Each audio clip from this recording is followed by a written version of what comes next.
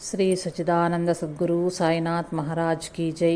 వినీలాకాశంలో వింత కాంతి. ఓం నమో భగవతే శ్రీ రమణాయ. శ్రీ సుందరేశన్ విద్యాధికుడు, రమణ భక్తుడు. ఆయన తిరువణ్ణామలై వాస్తవ్యుడే. ఎన్నాళ్లుగానో శ్రీ రమణ భగవాన్ను స్మరిస్తూ సేవిస్తున్న ఆయనకు ప్రగతి కానరాలేదు. దినదినము అరుణగిరి ఎక్కి విరూపాక్షి గుహలోని భగవాన్కు ప్రణమిల్లుతున్నా నలుసంత లాభం కలగలేదు. ఇంకెందుకు నాకు ఈ వృథాశ్రమ అనుకుని అక్కడకు వెళ్లటం విరమించాడు. ఇలా సరిగ్గా 100 రోజులు గడిచాయి. 101వ రోజున తనకు తెలియని ఏ ప్రోద్బలమో తనను భగవాన్ సమక్షానికి చేర్చింది. అతన్ని చూడగానే భగవాన్, సుందరేశ, నువ్వు 100 రోజుల పాటు రాలేదేమి అని అడిగారు. సుందరేశన్ నిశ్చేష్టుడైపోయాడు. ఏమని చెప్పాలో తెలియక తికమకబడుతున్నాడు. ఇంతలో భగవాను లేచి, కాసేపు అలా వెళ్ళొద్దాం పదా అన్నారు. ఇద్దరూ మౌనంగా నడుస్తున్నారు. ఒకచోట ఒక పెద్ద జలాశయం కనిపించింది. దానికి ఒక తూము ఉంది. ఆ తూము గుండా నీళ్లు పిల్ల కాలువలోకి వస్తున్నాయి. ఆ నీళ్లను రైతులు తమ పొలాల్లోకి తోడుకుంటున్నారు. భగవాన్ అక్కడ ఆగారు. చూచావా సుందరేశ, ఈ పిల్ల కాలువతో కాకుండా మొత్తం జలాశయం అంతా వచ్చేస్తే ఏమవుతుంది అని అడిగారు. పంటలన్నీ పాడైపోతాయన్నాడు. అలాగే ఆత్మానుభూతి కూడాను. ఒక్కసారిగా అనంతమైన ఆత్మ ప్రవాహం పెళ్ళుబుగితే తట్టుకోలేరు. అనేక జన్మల వాసనలను క్షయం కావాలి.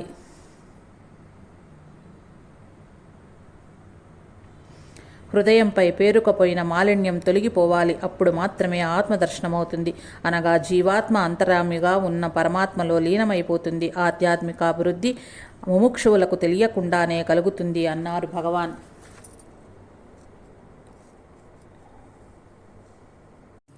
సుందరేశన్ ఆశ్చర్యానికి అవధులు లేకుండా పోయాయి. నా మనసులోని సంశయాలన్నీ కనిపెట్టి భగవాన్ ఈ విధంగా బోధించారనుకుని తానింతవరకు జపిస్తున్న ద్వాదశాక్షరి మంత్రము ఓం నమో భగవతే వాసుదేవాయ అనే దాన్ని ఓం నమో భగవతే శ్రీ రమణాయ అంటూ జపించసాగాడు. ఇది ద్వాదశాక్షరి మంత్రమే అయ్యింది. విశ్వామిత్రుడు గాయత్రి మంత్రమును ప్రసాదించాడు. సుందరేశన్ ఓం నమో భగవతే శ్రీ రమణాయ మంత్రాన్ని ప్రసాదించాడు. సుందరేశన్ శ్రీ భగవాన్ రచనలు, the collected works of Ramana, Shri Ramana గ్రంథమాలకు పీఠిక రాశాడు. దాని ముగింపు ఈ పుస్తక రూపంలో ఉన్న శ్రీ భగవాన్ కరుణ సాధనకు ముక్తినిస్తుందని ఆశిస్తున్నామని రాశాడు. ఆశిస్తున్నాము అని ఎందుకు రాశావు? ఇది నిశ్చయము అని దిద్దు అని అన్నారు భగవాన్. ఆహా, భగవంతుడికి తన బిడ్డల మీద ఎంత ప్రేమ! ద్వాపర యుగంలో శ్రీకృష్ణ పరమాత్మ క్షేత్రముల శరీరములలో క్షేత్రజ్ఞుడిగా ఉన్నవాడును నేనే సుమా అని వ్రాకూర్చారు. ఇప్పుడు కలియుగంలో శ్రీ రమణ పరమాత్మ హరి మొదలు ఇతర జీవుల హృదయ వారిజ గుహయందు వ్యాపకముగా నెరుకయై రమించు పరమాత్ముడెవ్వడో అరుణాచల రమణుడగు నతండే. పిపీలికాది బ్రహ్మ పర్యంతరము జీవకోట్ల హృదయాంతరాలలో ఎరుకై క్రీడింటి పరమాత్మే అరుణాచల రమణుడు అని సుస్పష్టం చేశారు. ఆనాటికి కృష్ణుడే కదా ఈనాటి రమణుడు. గణపతి మునీంద్రుడు తమ దివ్య దృష్టితో రమణుడు శివకుమారుడైన కుమారస్వామి అవతారమని వెల్లడించారు. ఇందుకు తగిన అనేక నిదర్శనాలు కూడా ఉన్నాయి. అయినా శ్రీ రమణ భగవాన్ అనేకులకు అనేక విధాలుగా కూడా దర్శనమిచ్చారు. శ్రీకృష్ణ ప్రేమకు ఇచ్చినదే నిజమైన దర్శనమని నా నిశ్చితాభిప్రాయం. జానంతునామ తవ రూపమ శేషదేశ కాల వ్యాధిరహితం ఘన చిత్ప్రవకాశం అని ఋషులు వర్ణించలేదా? అద్వితీయమైన శ్రీ రమణ భగవాన్ దర్శనం చేసుకున్న కొంతమంది మహాత్ములు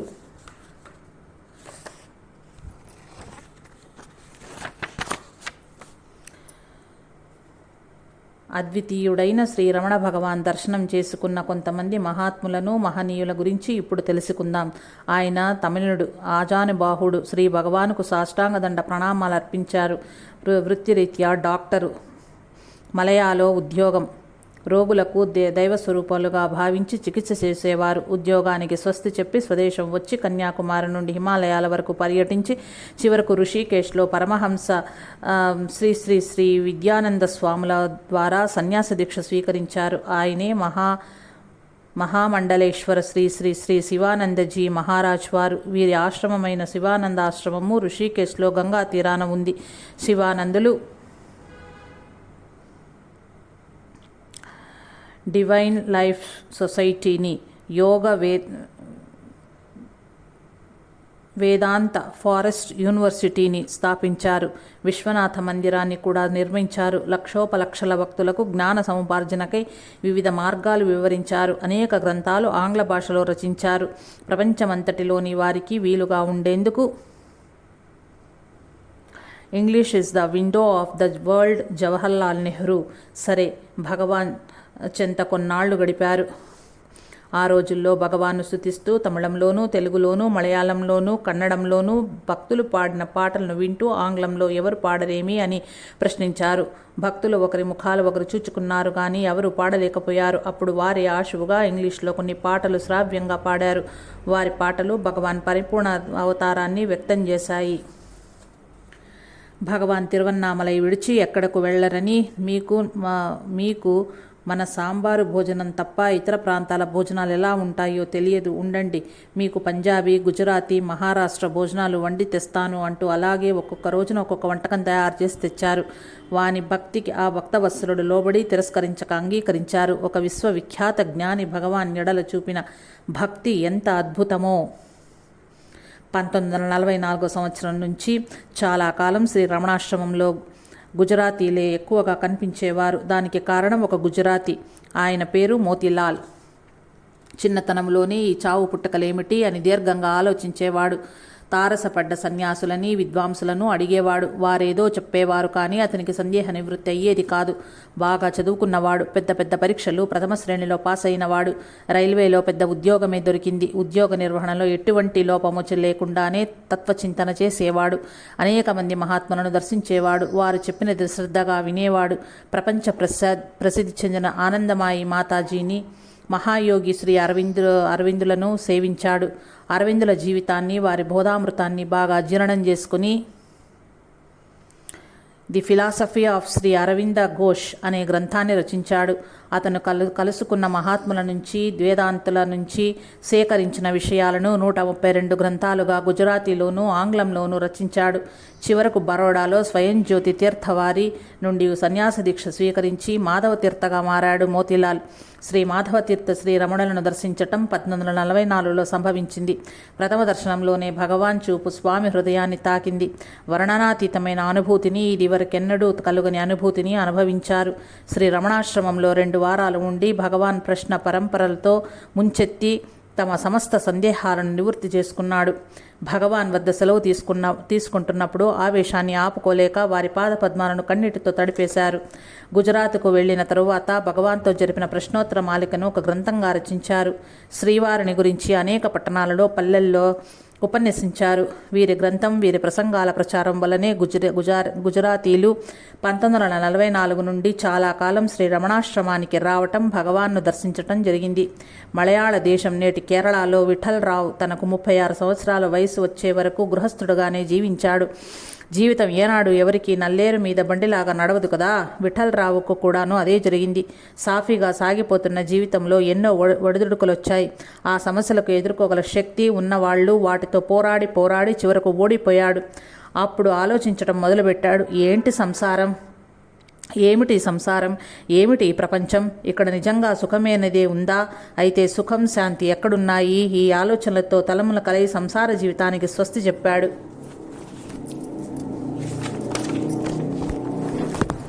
కొడుకు ధోరణిని అర్థం చేసుకున్న తండ్రి అతన్ని మందలించి మళ్లీ సంసారోన్ముఖునిగా చేయలేదు.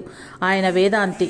భక్తుడు కుమారునికి సంసార మహాసాగరంలా తోచడం న్యాయమేనని గ్రహించి, బాబు, రామనామాన్ని జపించు, మనసు కుదరబడుతుంది. అంతేకాదు ఆ నామాన్ని జపించగా నువ్వు ఆశిస్తున్న శాంతి చేకూరుతుంది అంటూ కుమారునికి ఓం శ్రీరామ్ జై రామ్ జై జయ రామ్ అనే మంత్రాన్ని ఉపదేశించాడు.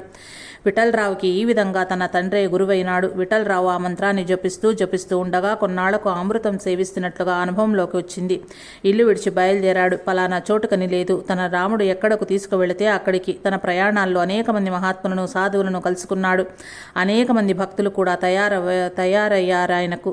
వాళ్ళు ఆయన్ని రామదాసు అని పేర్కొన్నారు. తమ పూర్వాశ్రమ నామము విఠల్ రామ్ ఇక లేదు. రామదాసే ఉన్నాడు, రాముడే ఉన్నాడు. ఒకనాడు శ్రీ రమణాశ్రమానికి వచ్చి భగవాన్ని దర్శించాడు. ఆ దర్శనంతోనే, శ్రీవారి చూపుతోనే ఆధ్యాత్మికంగా పండిన అనేక మందికి కలిగిన అనుభూతి ఆయనకు కలిగింది. శరీరంలోని అణువణువు పులకించింది.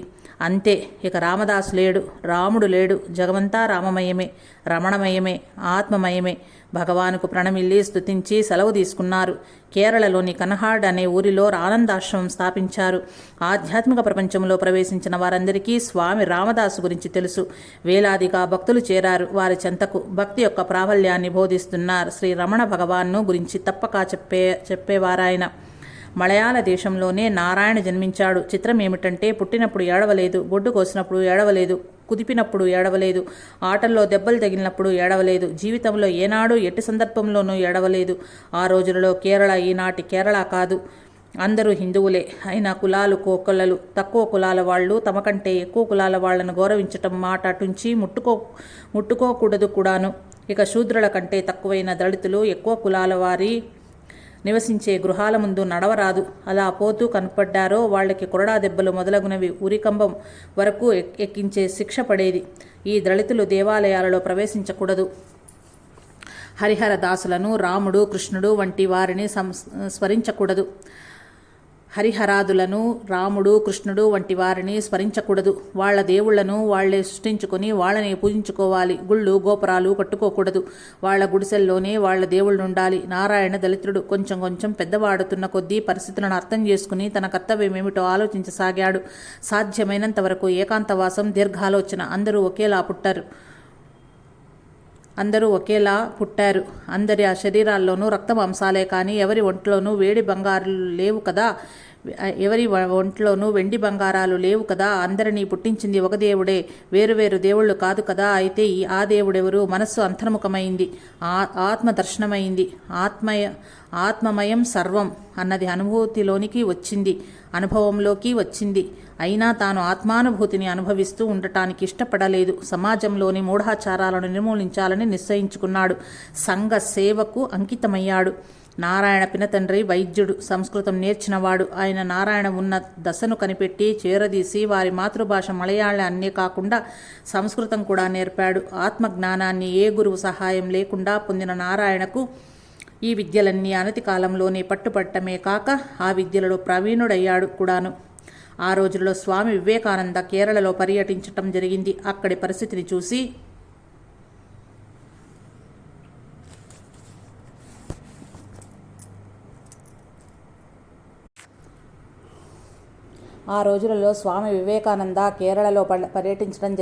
అక్కడి పరిస్థితిని చూచి the place is a lunatic asylum, ఇదొక పెద్ద పిచ్చాసుపత్రి అని అన్నారు. నారాయణ స్వామిని కలుసుకున్నారు. ఏమి చర్చించుకున్నారో ఏమో. స్వామి సలహా అనుసారం కర్తవ్య నిర్వహణకు పూనుకున్నాడు. ఈయన చరిత్ర వ్రాయాలంటే ఒక పెద్ద గ్రంథమే అవుతుంది. అనేక మంది, ముఖ్యంగా యువకులు నారాయణకు శిష్యులై సంఘసేవలో నిమగ్నులయ్యారు. నారాయణుని సంఘసేవ పరాయణుడే కాక ఆధ్యాత్మిక శిఖరాలను చేరుకున్న వాడిగా వేదాంతులే గ్రహించారు. నారాయణ గురుగా వినుతికెక్కారు. వీరిని మహాత్మా గాంధీ, రవీంద్రనాథ్ ఠాగూర్, రాజగోపాలాచారి, ఆండ్రూస్ మొదలైన మహామహులెంతమందో దర్శించారంటే నారాయణ గురు గురించి వేరే చెప్పవలసిన పనేముంది. నారాయణ గురు ఏ మహాత్ముడిని దర్శించలేదు, ఒక్క శ్రీ రమణులను తప్ప. వారు కలుసుకున్నప్పుడు ఒకరినొకరు చూచుకున్నారు. వారు మౌనంగా ఏమి మాట్లాడుకున్నారో వారికే తెలియాలి.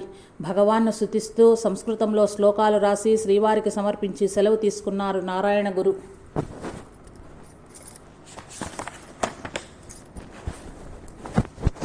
ఆయన ముఖమండలం ఒక శాంతి నిలయం. ఆయన పేరు వాస్వావి. హిమాలయాలలో చాలా సంవత్సరాలు తపస్సు చేసి సాధువాస్వావిగా విశ్వవిఖ్యాతిగాంచారు. ఇవ్వు పుచ్చుకోకు, దీనులోని దైవాన్ని ప్రేమించు, ఆ దీనుల కృతజ్ఞతను ఆశించకు, అంతర్యామిగా నీలో ఉన్న పరమాత్మనే అందరిలోనూ చూడు, మనుషుల్లోని లోపాలను కాదు వారి సుగుణాలనే గమనించు, పరమ దుర్మార్గుణ్ణి ముద్రపడిన వాడిలో కూడా కొంత మంచి ఉంటుంది, ఆ మంచినే వెతుకు. ఇది వాస్వానీజీ బోధ. మహారాణి అయినప్పటికీ భోగభాగ్యాలు దూరంగా ఉండి సదా ఆ కృష్ణ పరమాత్మను హే ప్రభు గిరిధారి అంటూ పాటలు పాడిన భక్తురాలు మీరాదేవి. సాధు వాస్వావి సాధు వాస్వాని పూనాలో మీరాదేవి పేరున మీరా కళాశాలను స్థాపించారు. మరికొన్ని పట్టణాలలో కూడా మీరా విద్యాలయాలను నెలకొల్పారు.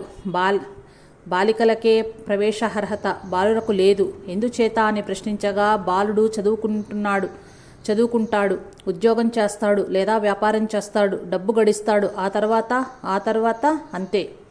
బాలికలా కాదు, చదువుకుంటుంది, పెళ్లి చేసుకుంటుంది, పిల్లల్ని కంటుంది, ఆ బిడ్డలను మంచి పౌరులుగా వర్ధిల్లేటట్టు చేస్తుంది. ఇప్పుడు చెప్పండి, చదువు బాలికలకు ఎంత ముఖ్యమో, బాలురకు ఎంత ముఖ్యమో ఇక ఎవరు మాట్లాడగలరు? సాధువు గారు చెప్పినది ఎవరు కాదనగలరు? వీరు శ్రీ రమణాశ్రమానికి ఏతించి భక్తులలో ఒకరుగా కూర్చున్నారు. సాధు వాస్వాని గారు వీరేనని అక్కడి వారెవరికీ తెలియదు. అయితే భగవాన్కు తెలియదా? వారి కేసు చూసి మందహాసం చేశారు. వాస్వానీజీ పరవశించిపోయారు. బాలకృష్ణ మీనన్ శ్రీ రమణాశ్రమానికి వెళ్ళాడు.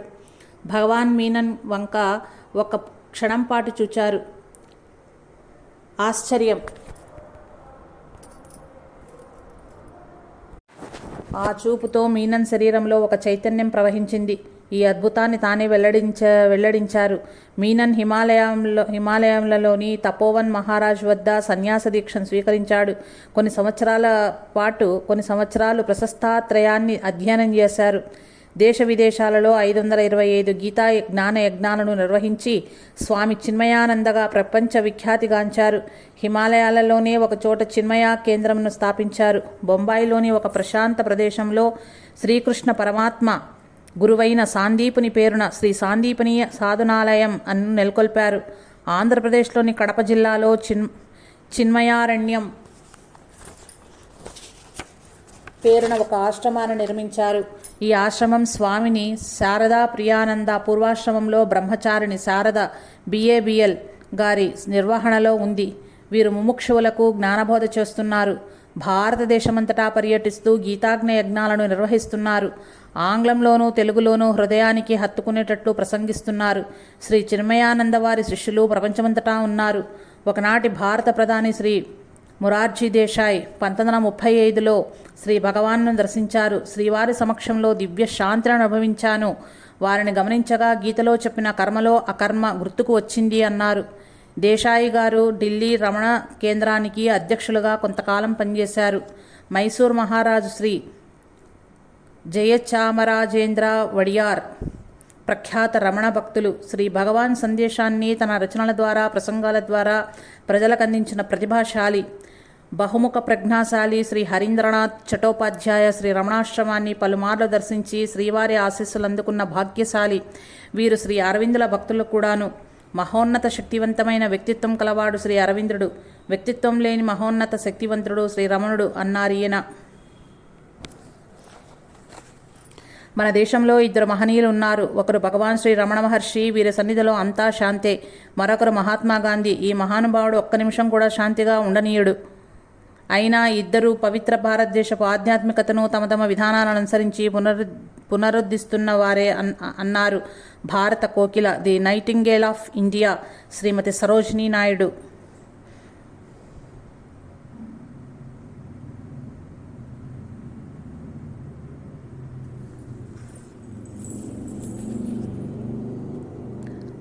అంబుజోదర దివ్య పాదారవింద చింతనామృత పాన విశేష మత్త చిత్తము ప్రస్ఫుటంగా ప్రతిబింబిస్తోంది ఆ యువకుని ముఖార విందంలో. ఎవరా యువకుడు? ఏ ఊరు? ఎక్కడివాడు? అతని పుట్టు పూర్వోత్తరాలు ఎవరికీ తెలియదు. ఒకనాడు శ్రీ రమణ భగవాన్ సమక్షంలో కొంతసేపు కూర్చున్నంతసేపు భగవాన్ కేసి రెప్పార్పకుండా చూస్తూనే ఉన్నాడు.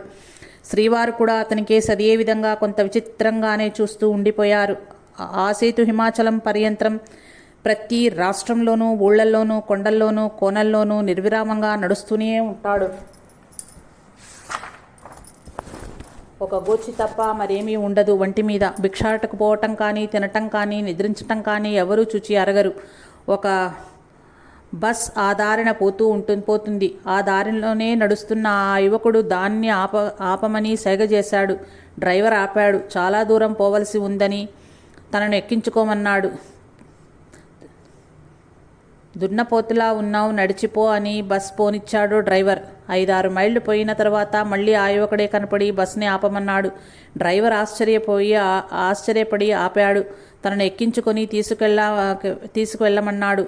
ఇతని వింత ఇంకా చూడాలనుకుంటూ ఎక్కించుకోకుండానే బస్ని పోనిచ్చాడు. మరొక 5-6 మైళ్ళు పోయేసరికి ఆ యువకుడు మళ్ళీ అక్కడ సిద్ధం. డ్రైవర్కి అర్థమైపోయింది ఆయన ఒక సిద్ధుడని. బస్ దిగి ఆ యువకుని కాళ్లకు మ్రొక్కి ఎక్కడున్నాడు, ఆయన ఎక్కడా లేదు. ఆ యువకుని కాళ్లకు మొక్కి ఎక్కండన్నాడు. ఆయన ఎక్కలేదు. డ్రైవర్ చూస్తుండగానే నడుస్తూ అంతర్ధానమైపోయాడు. ఈ యువకుడు అప్పుడప్పుడు రైల్లో ప్రయాణిస్తుంటాడు. టికెట్ కలెక్టర్ టికెట్ చూపమని అడిగితే గోచిలో నుంచి ఒక కట్ట టికెట్లు తీసి చూపుతాడు. టికెట్ కలెక్టర్కు నోటమాట రాదు. ఒక రోజున టికెట్ చూపనందుకు ఈ యువకుడిని రైలు నుంచి దించేశాడా ఒక టికెట్ కలెక్టర్. అంతే.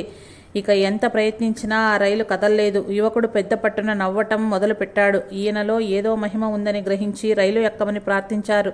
ఆయన ఎక్కారు. రైలు కదిలింది. వేగంగా వెళ్ళిపోయింది. తమ పర్యటనలో ఒకచోట ఒక సత్రం కట్టిస్తారు, మరొక చోట చెరువును తవ్విస్తారు. పనివాళ్లకు ఉదారంగా డబ్బిస్తారు. ప్రభుత్వం వారికి అనుమానం వచ్చింది. నకిలీ నోట్లు ముద్రిస్తున్నాడేమోనని పోలీసులను పంపించారు. అవును, ముద్రిస్తున్నాను, నా ముద్రాలయాన్ని చూపిస్తాను రండి అని ఒక నది వద్దకు తీసుకెళ్లారు.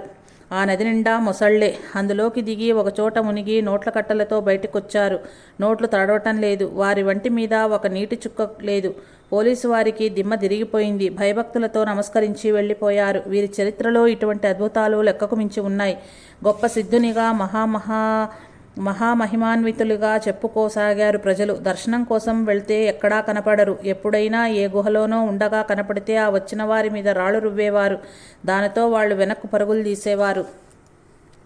ఒకనాడు మాధవి అమ్మాళ్ స్వామి దర్శనార్థం వచ్చినప్పుడు వారొక చెట్టు మీద కూర్చుని ఉన్నారు.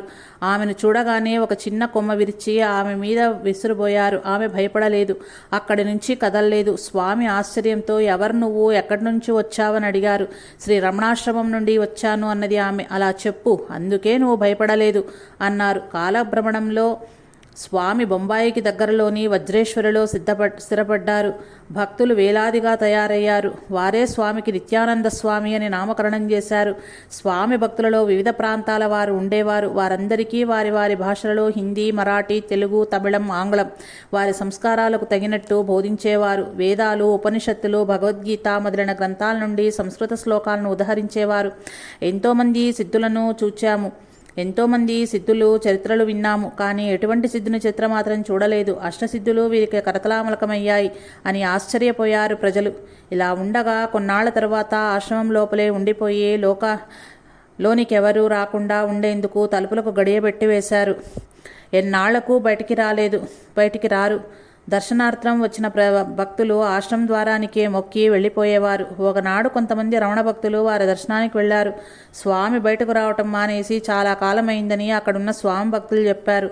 అంత దూరం నుంచి వచ్చాము, తీరా వచ్చేసరికి స్వామి దర్శనం చేసుకునే భాగ్యం లేకపోయింది అనుకుంటూ నిరాశకు లోనై శ్రీ రమణ భగవాన్ రచించిన ఉపదేశసారం శ్లోకాలను పాడటం మొదలుపెట్టారు. అంతే, స్వామి తలుపు తెరుచుకొని వచ్చి ప్రత్యక్షమయ్యారు. అంతేకాదు రమణ భక్తులలో పాటు తాము కూడా పాడటం మొదలుపెట్టారు. రమణ భక్తులు ఆశ్చర్యంతో తలమునకలవుతుండగా స్వామి లోనికి పోయి తలుపు బిడాయించుకున్నారు. లోపలికి వెళ్ళిపోయే ముందు అక్కడకు చేరిన తమ భక్తులకు ఏదో సైగ చేసి చెప్పారు. స్వామి భక్తులు రమణ భక్తులకు షడసోపేతంగా విందు చేసి సాదరంగా సాగనంపారు. వజ్రేశ్వరిలో నిత్యానంద స్వామిని నేను దర్శించాను, కానీ ఆనాడు వారిని గురించి నాకేమీ తెలియదు. రచయిత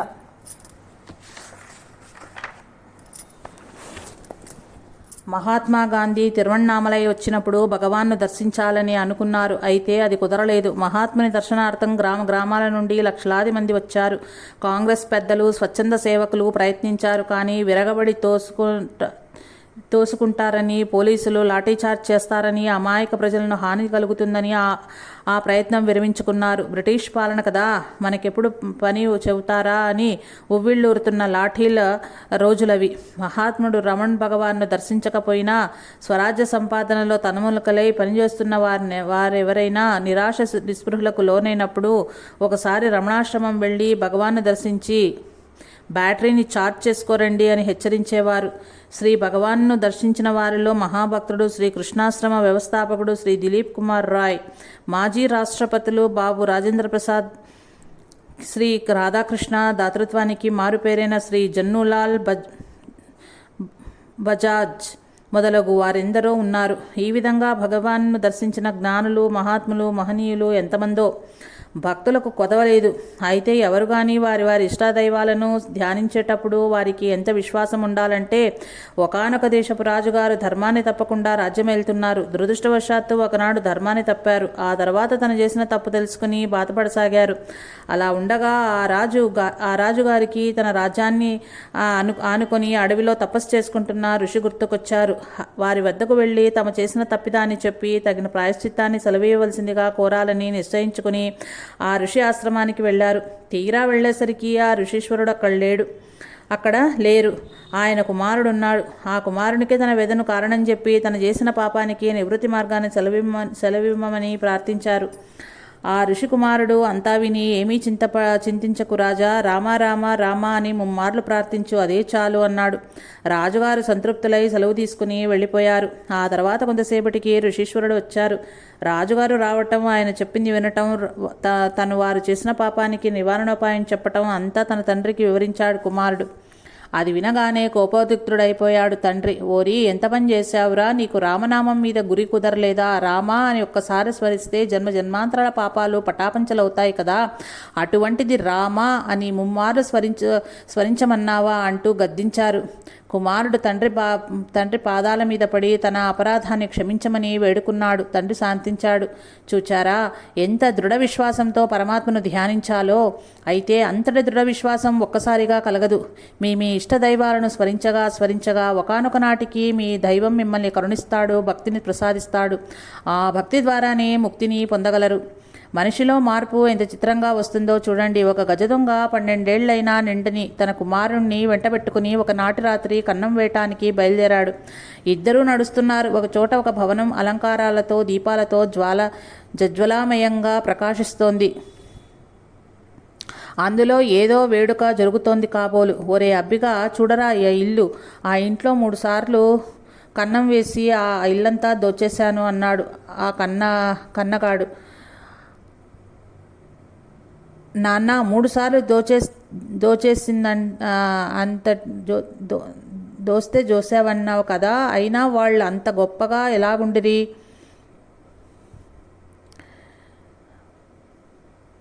మూడు సార్లు దోచేస్తున్నంటివి కదా, అయినా వాళ్ళు అంత గొప్పగా ఎలాగుండిరి? మనం ఇంకా ఇలాగే ఉంటేమేమి అని అడిగాడు కొడుకు.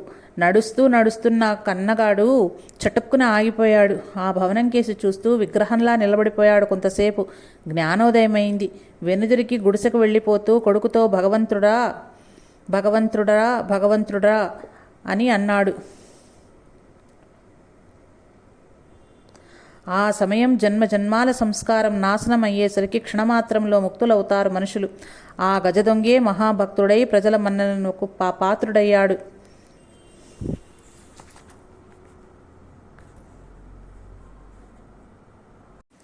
రమణ కరుణ. నన్ను, ఈ రచయితను భగవాన్ తమ పద్మాల కేసి తిప్పుకున్నారు. అయితే ఎలా తిరిగాను, ఎందుకు తిరిగాను? దాదాపు నాస్తికుడనే కదా. బాల్యం, కౌమారం గడిచి యవ్వనం వచ్చిన తర్వాత కూడా యుక్తాయుక్త విచక్షణ విస్మరించి నీతి నియమాలకు నీళ్ళొదిలి సంచరించాను. అయినా వారికి నా మీద దయ ఎందుకు కలిగిందో, నిర్హేతుకజాయమైన కటాక్ష వీక్షణలు నాపై ఎందుకు ప్రసరించారు? 1967లో నేను ప్రపంచ పర్యటనకు బయలుదేరాను. న్యూయార్క్ మహానగరంలో ఉన్నప్పుడు నేనెన్నో ఆపదలను కొని తెచ్చుకున్నాను. మొండి ధైర్యం నాది. ఇది జన్మతహా వచ్చిందనుకుంటాను. ఆ ఆపదలన్నింటి నుండి నన్ను కాపాడారు. అప్పుడే గ్రహించాను, కాదు ప్రత్యక్షంగా చూచాను, శ్రీవారు తమ అభయహస్తాన్ని నా శిరస్సు మీద పెడుతున్నట్లు. 1942 వేసవి కాలంలో నేను, నా మిత్రుడు కొడైకెనాల్ బయలుదేరాం. మద్రాసులో ఒకరోజు ఆగాం. అక్కడ శ్రీ రమణాశ్రమం నుంచి వచ్చిన కొంతమంది భక్తులు రమణ మహర్షుల వారిని గురించి, వారి సమక్షంలో అనుభవించిన శాంతిని గురించి, అక్కడి సంఘటనలను గురించి చెప్పుకుంటున్నారు. అది విన్నాను. మరునాడు కొడైకెనాల్కు బయలుదేరుతుండగా నా మిత్రుడు తిరువన్నామలై వెళ్ళి రమణ దర్శనం చేసుకుని పోదాం అన్నాడు. నాకిష్టం లేకపోయినా ఒప్పుకున్నాను. వెళ్ళాం. ఆ ఆశ్రమంలోకి ప్రవేశించాం. భగవాన్ కూర్చున్న హాలు భక్తులతో నిండి ఉంది. మేమెలాగో ఒక మూల ఒదిగాం. శ్రీవారు సోఫా మీద ఆసీనులై కిటికీ గుండా శూన్యంలోకి చూస్తున్నారు. ఎంతసేపటికి భక్తుల వైపు తిరగరు. నాకు విసుగు పుట్టింది. వారి ముఖార విందం చూడకుండానే బయటకొచ్చేశాను. ఆ తర్వాత కొంతసేపటికి నా మిత్రుడు కూడా వచ్చేశాడు. భగవాన్ భక్తుల వైపు తిరిగారా అని అడిగాను. లేదు, నువ్వు వచ్చేశావు కదా అని నేను వచ్చేశాను కానీ వారి ముఖ పద్మం చూచే వరకు అక్కడి నుండి కదలకూడదని అనుకున్నాను అంటూ నా మీద నెపం వేశాడు. ప్రయాణమై కొడైకెనాల్ చేరి అక్కడ కొన్నాళ్ళుండి ఆ తర్వాత కుర్తాళం, కన్యాకుమారి వెళ్ళి మా స్వస్థానం పాలకొల్లు వచ్చేశాం.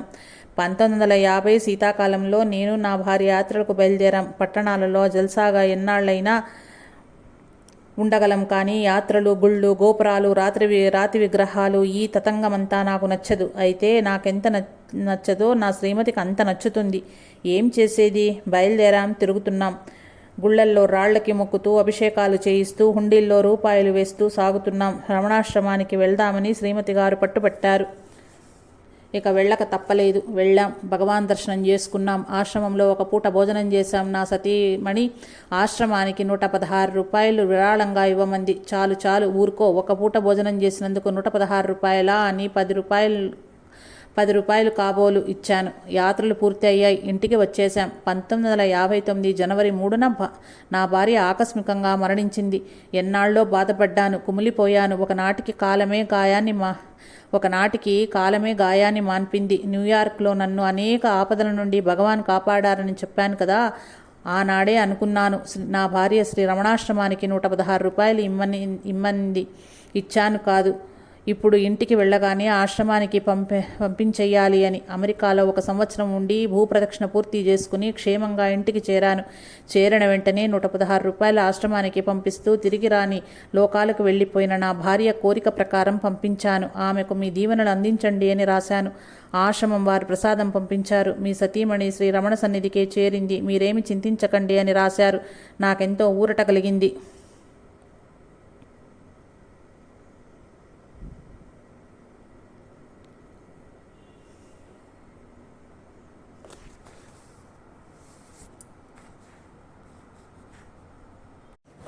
శ్రీ రమణ భగవాన్ దివ్య చరిత్ర ఎందరో వ్రాశారు. చివరికి నేను ఆత్యం సూర్యం ఫస్ట్ ఫ్రమ్ ఫెయిల్డ్ కూడా రాశాను.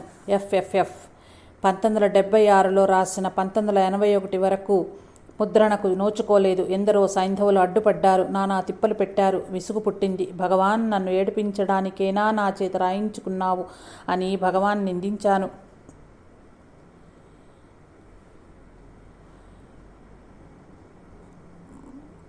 స్క్రిప్ట్ చింపేద్దామనుకున్నాను. అంత పని చేసేవాడినే మా చిన్నన్నయ్య ఆత్యం నరసింహమూర్తి MA న్యూయార్క్ అడ్డుకోకపోతే. భగవాన్ చరిత్రలు దేశ విదేశ భాషల్లో ఎన్నో ఉన్నాయి. ప్రపంచమంతటా శ్రీవారి భక్తులు శతసహస్రాలుగా ఉన్నారు. భగవాన్కు సేవ చేసిన ప్రచారకులు, భగవాన్ను దర్శించిన భక్తులు, భగవాన్ను దర్శించకుండానే వారి కరుణా కటాక్షలు నోచుకున్న భాగ్యశీలురు. వీరి అనుభవాలు, స్మృతులు నా ఎరుకలోనికి వచ్చినా వాటన్నింటినీ రాయాలంటే నా జీవిత శేషం చాలదు. అందుచేత చాలిస్తున్నాను. జై రమణ. జై సాయి మాస్టర్.